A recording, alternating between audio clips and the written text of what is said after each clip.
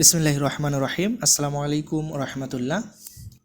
সুপ্রিয় ষষ্ঠ শ্রেণীর শিক্ষার্থীরা, আজকে আমরা আলোচনা করব তোমাদের 2026 সালের ষষ্ঠ শ্রেণীর যে গণিত বইটি আছে সেই গণিত বইয়ের অনুশীলনী 1.2-এর 4 এবং 5 নম্বর যে দুইটি প্রশ্ন আছে, আমরা এই প্রশ্ন দুইটি সমাধান করব। তো 4 নম্বর প্রশ্নে আমাদেরকে বলা আছে যে নিচের ফাঁকা ঘর চিহ্নিত স্থানে কোন কোন অঙ্ক বসালে সংখ্যাটি 9 দ্বারা বিভাজ্য হবে।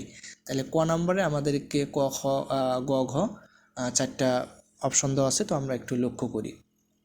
তো এই ধরনের প্রশ্নগুলো সমাধান করার সহজ নিয়ম হচ্ছে, যেহেতু আমাদেরকে বলছে যে 9 দ্বারা বিভাজ্য হবে, তাহলে কোনো সংখ্যার অঙ্কগুলোর যোগফল যদি 9 দ্বারা নিঃশেষে বিভাজ্য হয়, তবে ওই পুরা সংখ্যাটা কি হবে, আসলে 9 দ্বারা বিভাজ্য হবে। এটা আমরা অবশ্যই জানি সবাই। তো আমরা যদি একটু ক নাম্বার প্রশ্নটার সমাধান দেখি, তাহলে প্রথমত আমরা কি করব, প্রথমত সংখ্যাটির দেওয়া অঙ্কগুলোর যোগফল আমরা নির্ণয় করব। তাহলে সংখ্যাটির অঙ্ক হচ্ছে 5 যোগ 4 যোগ 7 যোগ 2 যোগ 3, তাহলে হয় 21। এখন 9 এর নামতা পড়লে দেখা যায় 21 এর পরবর্তী যে সংখ্যাটি 9 দ্বারা বিভাজ্য তা হলো 27। ঠিক আছে, তাহলে আমরা কি করব, তাহলে ফাঁকা ঘরে বসবে হচ্ছে 27 থেকে 21 বাদ দিলে 6। যেহেতু 9 এর নামতা যদি আমরা পড়ি, তো সেক্ষেত্রে দেখা যায় 21 এর পরবর্তী 9 দ্বারা বিভাজ্য সংখ্যা 27। তো সেক্ষেত্রে আমরা কি করব, 27 থেকে আমরা 21 বিয়োগ করব। তাহলে বিয়োগ করার ফলে দেখতে পাচ্ছি যে 6, এই 6 হবে আসলে উত্তর। তাহলে ফাঁকা ঘরের সংখ্যাটি কত হবে, 6 হবে। এরপরে খ নাম্বার প্রশ্নটা আমরা এটা একটু লক্ষ্য করি। তাহলে অঙ্কগুলোর যোগফল আসলে কত আমরা যদি দেখি, অঙ্কগুলোর যোগফল হচ্ছে 8 যোগ 1 যোগ 2 যোগ 7 যোগ 4 যোগ করলে হয় 22। তাহলে 22 কিন্তু আসলে 9 দ্বারা বিভাজ্য নয়। তাহলে 22 এর পরবর্তী যে সংখ্যাটি 9 দ্বারা বিভাজ্য তা হলো 27। তাহলে সেমভাবে ফাঁকা ঘরের সংখ্যাটা কত হবে, 27 থেকে 22 বাদ দিলে 5, তার মানে উত্তর হবে 5। এরপরে গ নাম্বার যে প্রশ্নটা, তাহলে এই প্রশ্নের অঙ্কগুলোর যেগুলো আছে 4 যোগ 1 যোগ 5 যোগ 7 যোগ 8 যোগ করলে হয় 25। তো 25 কিন্তু আসলে 9 দ্বারা বিভাজ্য নয়। তাহলে 25 এর পরবর্তী যে সংখ্যাটি 9 দ্বারা বিভাজ্য সেটা হলো 27। তাহলে আমরা কি করব, সেমভাবে ফাঁকা ঘরের সংখ্যাটা হবে 27 থেকে 25 বাদ দিলে 2, তাহলে উত্তর হবে আমাদের হচ্ছে 2। ঠিক আছে, এরপরে যে ঘ নাম্বার প্রশ্নটা আছে, এই ঘ নাম্বার প্রশ্নের যে সংখ্যাটা দেওয়া আছে তাদের অঙ্কগুলোর যোগফল হয় 18। তো এখানে লক্ষ্য করলে দেখা যায় যে আসলে 18 সংখ্যাটা কিন্তু 9 দ্বারা বিভাজ্য। তাই আমরা কি করতে পারি, ফাঁকা ঘরে এমন একটা অঙ্ক বসাতে হবে যেন যোগফল 9 দ্বারা 9 দিয়ে বিভাজ্য থাকে। তাহলে ফাঁকা ঘরে শূন্য বসালে যোগফল 18ই থাকে, যা 9 দ্বারা বিভাজ্য।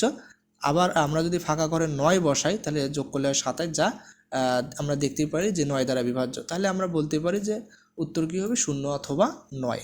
তো আশা করি তোমরা অবশ্যই এটা বুঝতে পেরেছো। এখন 5 নাম্বার যে প্রশ্নটা সেটা যদি আমরা একটু দেখি, যে 5 অঙ্কের ক্ষুদ্রতম সংখ্যা নির্ণয় করো যা 3 দ্বারা বিভাজ্য। তাহলে 5 অঙ্কের ক্ষুদ্রতম সংখ্যা, তো 5 অঙ্কের ক্ষুদ্রতম সংখ্যা নির্ণয় করার জন্য কি করতে হবে, প্রথমত আমাদের 1 দিতে হবে, এরপর হচ্ছে 4টা শূন্য বসালে হয়ে যাবে, তাই না।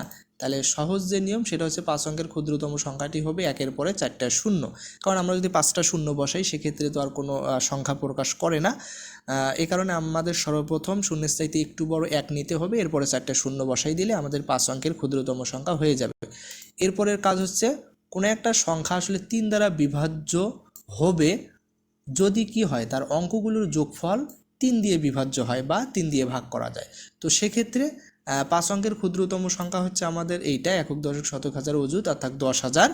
তাহলে আমরা কি করব, এর অঙ্কগুলোর যোগফল যদি আমরা দেখি যে 1 যোগ 0 যোগ 0 যোগ 0 যোগ 0 যোগ করলে 1 হয়।